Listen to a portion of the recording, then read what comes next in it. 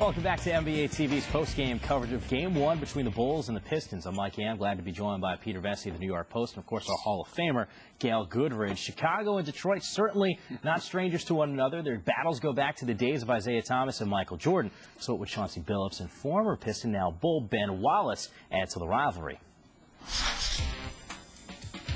Take a look at some of the highlights there. There's that former Detroit Piston, now wearing the black and red with the Chicago Bulls.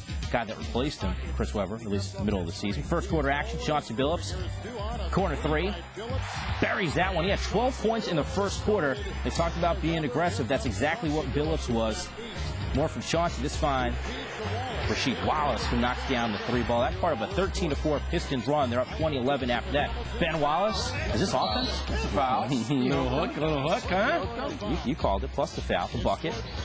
Second quarter here. Back the other way.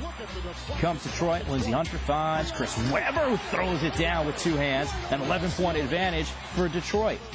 How could that have not been a foul? He got killed on that. Yeah, he did get it. Officials missed that. And then Lindsey Hunter with a deflection, and they're off. Rip Hamilton for the lane. He had 20 points in the contest. 16-point lead for Detroit. Still in the second quarter. Where's Luol Deng been? There he is. Throws it right down. The one-handed facial. That was impressive.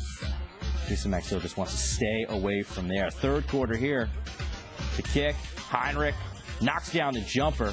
8-point lead for Detroit after the bucket, though. Pistons, they will take control. This was it.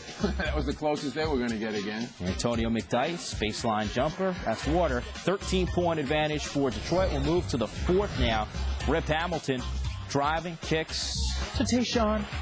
Knocks down a three. A 22-point advantage for Detroit after the bucket. More from Detroit.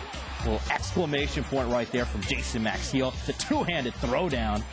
24-point advantage plus the foul after the bucket. 95-69 your final score. Pistons now lead the best-of-7 series 1-0. Luol Deng 18 points. This one, Kirk Heinrich had 15. Only two Chicago Bulls players in double figures. Yeah, it was, again, all Detroit and a lot of balance as we see here. They have 5 players in double figures.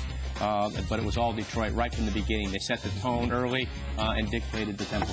Scott Skiles might want to allow Ben Wallace to wear his headband for game 2. Change the luck a little bit.